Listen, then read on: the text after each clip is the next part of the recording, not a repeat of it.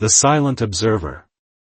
Lieutenant Cassandra Winter stood at the observation deck of the UES Horizon, her reflection ghosting against the backdrop of distant stars.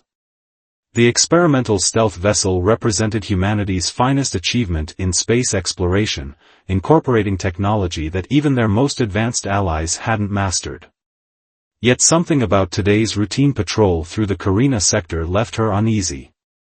"Lieutenant, we're picking up unusual quantum fluctuations," reported Ensign Jackson Reed, his dark fingers dancing across the holographic interface.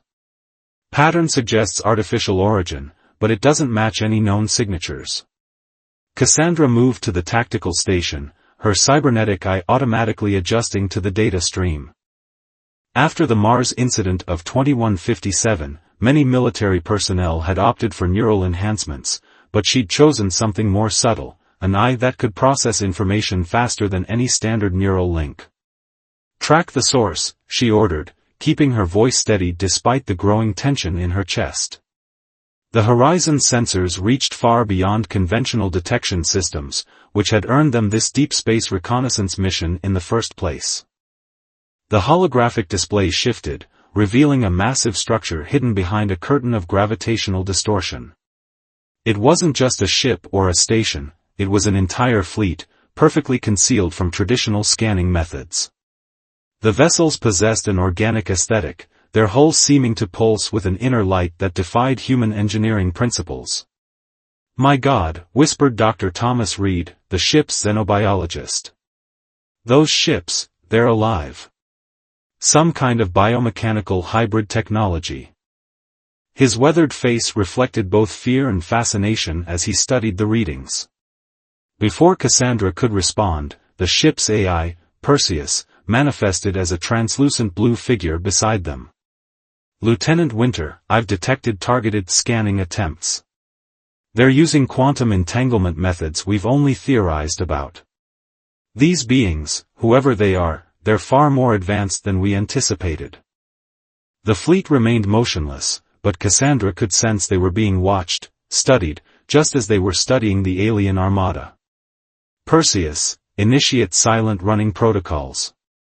Ensign Reed, plot multiple escape vectors. Dr. Reed, I want everything you can tell me about their biological components." "Lieutenant," Perseus interrupted, his holographic form flickering with urgency. "I'm detecting a transmission. It's different. They're not using conventional communication methods. The signal appears to be riding quantum probability waves." Cassandra felt a chill run down her spine. Humanity had barely begun experimenting with quantum communications. To see it implemented on this scale suggested technological capabilities that dwarfed their own. "Can you decode it?" "Working on it," Perseus responded. "The message appears to be mathematical in nature. Universal constants, prime numbers. This is a first contact protocol, Lieutenant." The revelation hit her like a physical force. This wasn't just a discovery, it was potentially the most significant moment in human history. The alien fleet's presence so close to Earth's expansion territory couldn't be coincidental. "Sir." Reed's voice cracked with alarm. "Multiple smaller vessels are deploying from the fleet. They're not moving through space, they're bending it." Cassandra watched as sleek, crystalline ships seemed to fold through reality itself, covering impossible distances in seconds. Their movements defied everything she knew about physics, suggesting mastery over dimensions humanity had only begun to understand. "Perseus, send an encrypted burst transmission to Earth Command. Priority Alpha. Include all sensor data and Dr. Reed's preliminary analysis." She paused, choosing her next words carefully. "Add my personal note, we are not alone, and we are not ready." The alien vessels continued their approach, moving in patterns that spoke of intelligence and purpose. They weren't attacking, they were containing, establishing a perimeter that would make escape impossible even with the Horizon's advanced stealth systems. "Lieutenant," Dr. Reed said softly, his eyes fixed on the biological readings, "these ships, they're not just alive. They're connected. It's like looking at neurons in a vast cosmic brain. Every vessel, every movement, it's all part of a single coordinated consciousness. Cassandra felt the weight of command settle heavily on her shoulders. The next few moments would determine not just their fate, but potentially the course of human history. They had discovered something extraordinary, but had they also stumbled upon something terrible? "All hands," she announced, her voice carrying through the ship's communication system, "this is Lieutenant Winter. We stand at a crossroads of history. What we do next may well determine humanity's first impression on an advanced alien civilization. Stand ready at your posts. This is what we trained for." As the alien vessels drew closer, their crystalline surfaces refracting starlight in impossible ways, Cassandra Winter prepared to face whatever came next. The Horizon might be humanity's most advanced ship, but she had a feeling they were about to discover just how far they had yet to go. The silent observer had become the observed, and the true test of humanity's readiness for the cosmic stage was about to begin. Diplomatic deception. Admiral Marcus Hayes stood before the United Earth Council, his dress uniform gleaming under the chamber's soft light. The holographic recordings from the UES Horizon played behind him, showing the massive alien fleet that Lieutenant Winter's team had discovered. The council chamber had never felt so silent, so heavy with unspoken fears and possibilities. "The beings call themselves the Nexari," Hayes explained, his weathered face grave. "They claim to be guardians of what they term cosmic harmony. Their fleet has maintained position just outside the Carina sector, but their capabilities—" He paused, letting the implications sink in. "Their technology operates on principles our best scientists are struggling to comprehend." Counselor Reena Patel leaned forward, her augmented eyes scanning the data streams. "And they've requested this diplomatic meeting?" "Demanded would be more accurate," Hayes corrected. "They've made it clear they consider our expansion into the Carina sector a potential disruption to their established order." The council chamber's air seemed to grow thicker as the implications settled in. Humanity had fought hard for its place among the stars, and now these beings appeared, wielding power that made their greatest achievements seem primitive in comparison. Hours later, aboard the UES Intrepid, Hayes prepared for humanity's first official contact with the Nexari High Council. Dar. Valentina Rossi, Earth's leading xenolinguist, worked frantically to refine the translation matrices based on the mathematical language the aliens had shared. "Their language is multidimensional," Rossi explained, her hands moving through the holographic symbols. "Each phrase carries layers of meaning across quantum states. It's like they're speaking in probabilities rather than certainties." The meeting point was a construct of the Nexari's creation, a space station that had simply appeared between the two fleets, its crystalline architecture defying conventional engineering. As Hayes's shuttle approached, he could see the structure wasn't built so much as grown, its surfaces shifting and adapting like living tissue. First emissary Zwxnal of the Nexari High Council awaited them in what appeared to be a ceremonial chamber. The being's form seemed to fluctuate between states of matter, its crystalline body housing swirling energies that hurt the human eye to observe directly. "Welcome, children of Earth," the Nexari's words resonated directly in their minds, the translation matrix struggling to convert multidimensional concepts into human language. "We have watched your species' rapid advancement with great interest." Hayes maintained his diplomatic composure, though the casual admission of surveillance sent a chill down his spine. "We are honored to make your acquaintance, First Emissary. Humanity looks forward to peaceful dialogue and cultural exchange." The Nexari's form shimmered, a gesture that Dr. Rossi's notes suggested indicated amusement. "Peace is our primary directive, Admiral Hayes. It is why we must discuss your species' concerning trajectory." As the diplomatic dance began, Hayes noticed subtle changes in the chamber's architecture. The crystalline walls were adapting, shifting to accommodate human biological needs they hadn't even expressed. The level of technological sophistication was both impressive and terrifying. "Your expansion into the Carina sector," ZWEXNAL continued, approaches territories we have designated as protected developing systems. Your methods of faster-than-light travel create ripples in the quantum fabric that disturb delicate evolutionary processes. Hayes exchanged glances with Dr. Rossi. The Nexari weren't just advanced, they were self-appointed custodians of cosmic evolution itself. We would be grateful for guidance in minimizing our impact, he offered carefully. Indeed. The emissary's form pulsed with colors beyond human perception. We propose a partnership. Access to certain technologies in exchange for accepting our oversight of your future development. The words were diplomatic, but the message was clear: submit to our authority or be contained.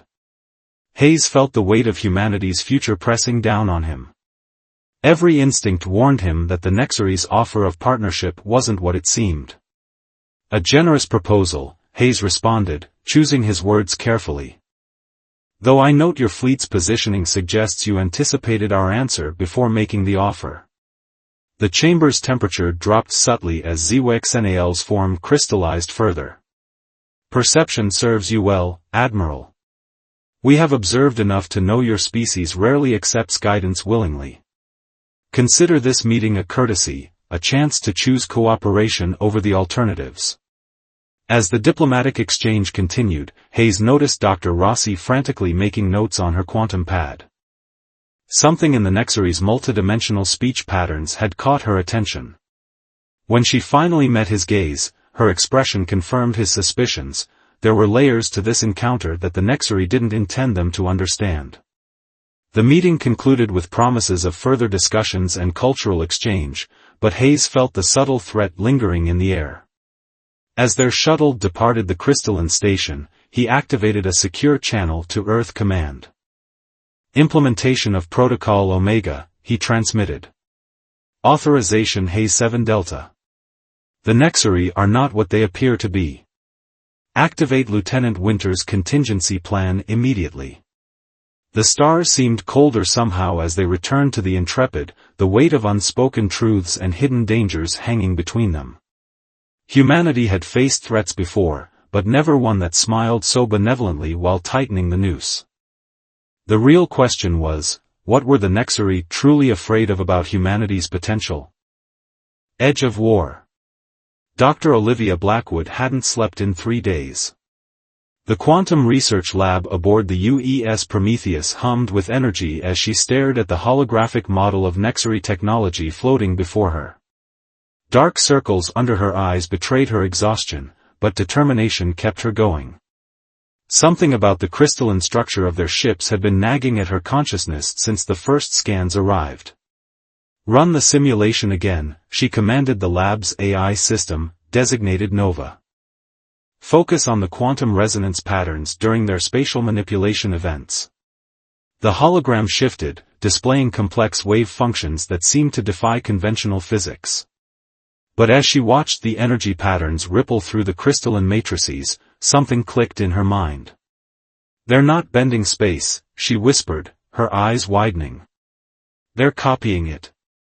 Nova, overlay our quantum entanglement research data from Project Mirror.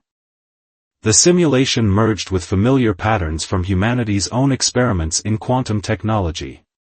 The resemblance was unmistakable, but the implications were staggering. Her hands trembled as she reached for her quantum comm. This is Dr. Blackwood. I need to speak with Admiral Hayes immediately. Authorization level, Omega. Minutes later, Hayes's holographic form materialized in her lab, his expression tense. Doctor, this better be important. The Nexari are demanding we cease all military operations in 3 sectors. They're scared of us, Olivia stated flatly, gesturing to her findings. Their technology isn't more advanced than ours, it's just different. They didn't develop traditional spaceflight because they discovered quantum copying first. They don't move through space, they create quantum duplicates of themselves at their destination. Hayes studied the data, his military mind quickly grasping the strategic implications. You're saying their entire fleet is one ship, she finished. Or rather, quantum copies of the same ship existing simultaneously. That's why they're so concerned about our expansion. Our conventional FTL drives actually manipulate spacetime. We're doing something they can't. The Admiral's hologram paced the lab. Can you prove this? Olivia nodded, pulling up new simulations. Their quantum communication isn't just for talking, it's how they maintain coherence between copies. If we can disrupt that signal. An alarm blared through the ship's communication system, cutting her off. Lieutenant Winter's voice crackled through, multiple Nexari vessels materializing throughout the sector. They're taking up attack positions around our colonies. Hayes's hologram flickered as he diverted his attention to tactical displays. Doctor, I need options. Now. Olivia's fingers flew across her console, years of theoretical research crystallizing into practical application. Their quantum copying has a weakness. Each copy requires enormous energy to maintain coherence. If we can force them to generate too many copies, they'll collapse back to their original state, Hayes finished, understanding dawning on his face. Can you make it happen? She hesitated for a fraction of a second.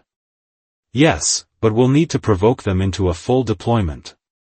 And she swallowed hard, we'll need to sacrifice a ship. The next hours passed in a blur of activity. The Prometheus's engineering bay was converted into a massive quantum transmitter under Olivia's direction. Every available power source was rerouted to support what she privately thought of as the biggest quantum hack in human history. The modifications are ready, she reported to Hayes, who had relocated to the Prometheus to oversee the operation personally. But this is theoretical science. The margins for error are better than the alternative, Hayes finished grimly. The Nexari have already started disabling our outer colony's defenses. We're out of time. The plan was elegant in its simplicity, if suicidal in its execution. The UES Horizon, already famous for its first contact with the Nexari, would push into their territory with its stealth systems deliberately failing. The Nexari, following their established patterns, would respond by generating multiple copies to surround the threat. Target vessel approaching optimal range, Lieutenant Winter reported from the horizon. Her voice was steady despite knowing her ship was being sacrificed as bait. Olivia took a deep breath, her fingers hovering over the quantum transmitter controls. Years of research, countless simulations, and now everything depended on one desperate gamble. Initiating quantum pulse sequence in 3, 2, 1. The transmitter activated, sending out a precisely modulated signal that mimicked the Nexari's own quantum communication frequency. But where their signal maintained coherence between copies, this one introduced calculated interference patterns. The effect was immediate and spectacular. As the Nexari ships multiplied to contain the horizon's advance, their crystalline structures began to shimmer erratically. The quantum copies, unable to maintain stable coherence, started to phase in and out of reality. Energy readings are spiking across all Nexari vessels, Winter reported, her voice tense with excitement. Their formation is breaking down. Olivia watched her monitors as the physics she had theorized played out on a cosmic scale. The Nexari, committed to their standard tactical response, had created too many quantum copies while under the influence of her interference signal.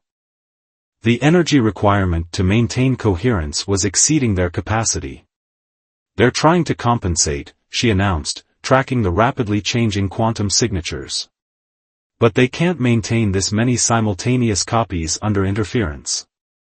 The wave function is about to. The space around the horizon lit up like a new sun as dozens of Nexari ships suddenly collapsed back into their original state. The quantum copies, unable to maintain their existence, dissolved in a spectacular display of light and energy. For a moment, absolute silence filled the command center. Then Winter's voice came through again, confirmed visual on one Nexari vessel. Repeat, only one vessel remains. Hayes turned to Olivia, his expression a mixture of awe and strategic calculation. "Dr. Blackwood, you've just changed the balance of power in this conflict. But more importantly, you've proved something crucial: the Nexari aren't invincible. They're just different." As the implications of her discovery rippled through the human fleet, Olivia stared at the quantum formulas still floating in her lab's holographic display. They had found the Nexari's weakness, but she couldn't shake the feeling that this was just the beginning. The real question now was, how would an enemy that could exist in multiple realities simultaneously respond to being forced into a single state of existence? Shadows of Truth. Commander James Sullivan moved silently through the captured Nexari vessel, its crystalline corridors pulsing with a dim, unsettling light. After Dr. Blackwood's quantum breakthrough had forced the alien fleet to consolidate, this ship had been damaged and separated from its main consciousness. Now it drifted in space, a pristine specimen of Nexari technology ripe for investigation. "Structural analysis complete," reported Dr. Rajesh Kumar through Sullivan's neural link. "The crystalline matrices appear to be some form of biological computer, but there's something else here. Something buried beneath the surface layers." Sullivan pressed his hand against a wall, feeling the subtle vibrations of the living ship. As head of special operations, he'd seen his share of alien technology, but this was different. The ship felt afraid. "Commander," Kumar's voice held an edge of excitement, "we've managed to access what appears to be a historical database.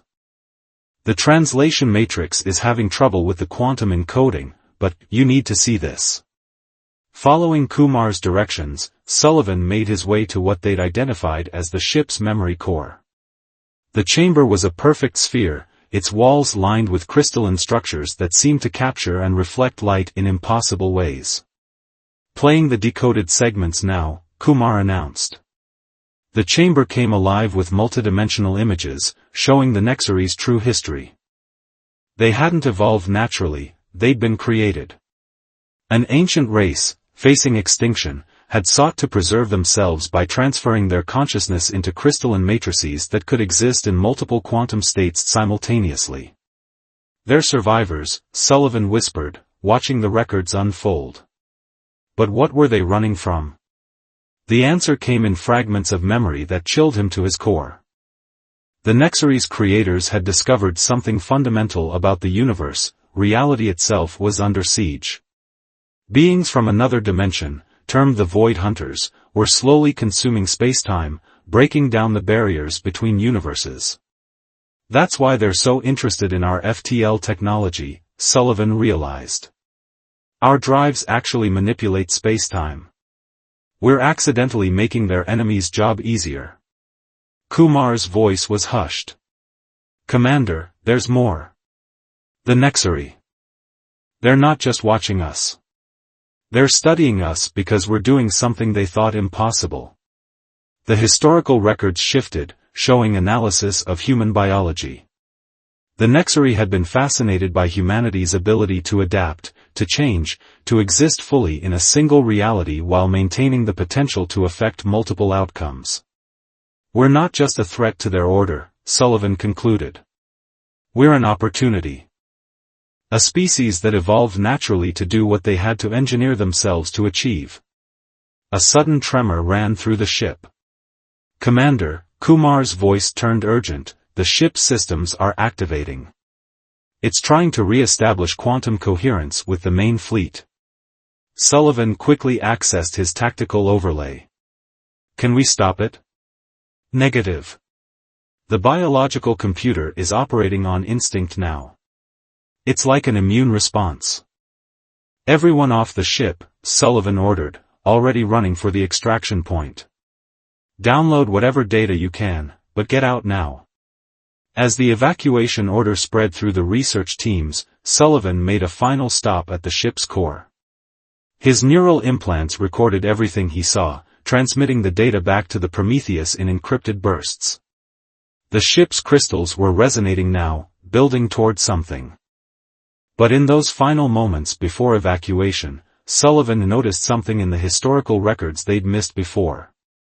The Nexari weren't just running from the Void Hunters, they were containing them.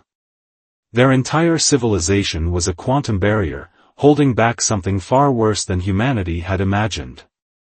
Safely back aboard the Prometheus, Sullivan watched through the observation deck as the Nexari ship shimmered and vanished, presumably returning to its quantum superposition with the main fleet. "Send everything to Admiral Hayes and Dr. Blackwood," he ordered. "Priority level maximum.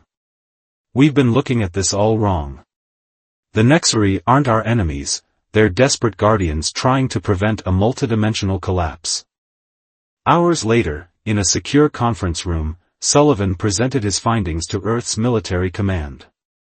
The holographic displays showed the translated Nexari records, telling a story that would reshape humanity's understanding of their place in the cosmos. "They've been containing these Void Hunters for millennia," he explained. "Their quantum technology allows them to maintain barriers between dimensions. But our development of conventional space-time manipulation is creating weak points in those barriers." Admiral Hayes studied the data with a grim expression. "So we have a choice.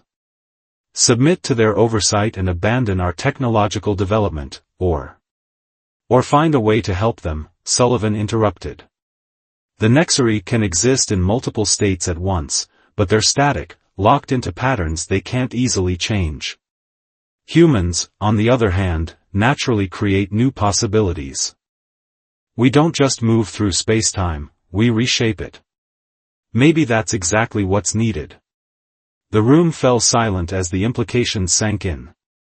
Humanity had been preparing for a war against an advanced alien civilization, only to discover they were caught in the middle of a much larger conflict, one that threatened the very fabric of reality itself. "The Nexari didn't tell us this themselves because they couldn't be sure we wouldn't use the information against them," Sullivan continued.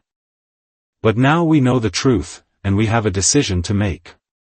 Do we continue fighting an enemy that's actually trying to protect us, or do we find a way to combine our different approaches to face the real threat?" As the command staff debated the implications, Sullivan's neural link chimed with an urgent message from Dr. Blackwood.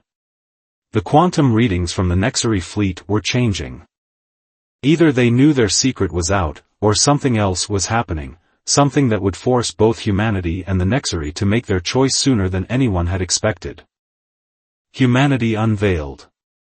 Captain Diana Rhodes stood on the bridge of the UES Defiant, watching as reality itself seemed to tear apart at the edges of normal space.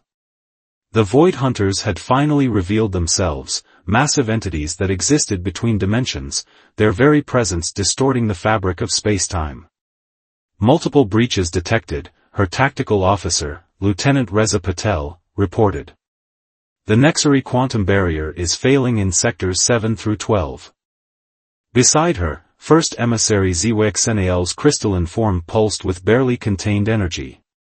The Nexari leader had come aboard personally after learning that humanity had discovered their secret. Now, former enemies stood together against a common threat that endangered all of reality. "Your quantum barriers won't hold," Dr. Blackwood's voice came through the command channel. She was coordinating from the Prometheus, where a revolutionary hybrid of human and Nexari technology was being put to its first test. "But they don't need to. We just need to keep the Void Hunters contained long enough to implement the resonance cascade." Rhodes watched the tactical display as the combined human-Nexari fleet took up positions around the dimensional tiers. The plan was either brilliant or insane, possibly both.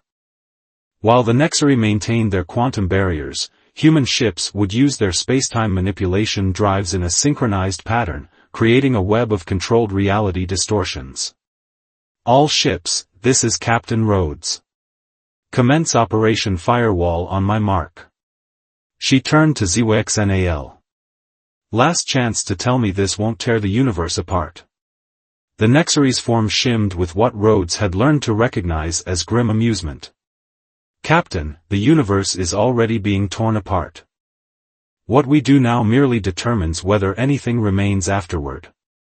The first Void Hunter emerged fully into their reality, its form defying description, a mass of shifting geometries that hurt the mind to observe directly. The ship's AI automatically filtered the visual feed to prevent psychological damage to the crew. "Mark!" Rhodes commanded. The human fleet activated their drives simultaneously, their FTL fields interacting in precisely calculated patterns. At the same time, the Nexary vessels generated quantum copies of themselves, creating a multidimensional mesh that reinforced the human-made distortions. "Resonance cascade initiating," Dr. Blackwood reported. "The quantum spatial matrix is forming exactly as predicted. Commander Sullivan, you're up." Sullivan's Special Operations Team, stationed at key points throughout the fleet, activated devices that Dr. Blackwood had designed, hybrid technology that combined human spacetime manipulation with Nexary quantum principles. The effect was immediate and spectacular. The space around the Void Hunters began to crystallize, not in physical space but in reality itself. They were being forced to exist in a single state, trapped in a cage made of frozen probability. "It's working," ZWXNAL observed, their usual multidimensional speech patterns simplified by awe. "You're not just manipulating spacetime, you're manipulating quantum probability itself." Rhodes allowed herself a small smile. "That's what humans do best, we change the rules of the game."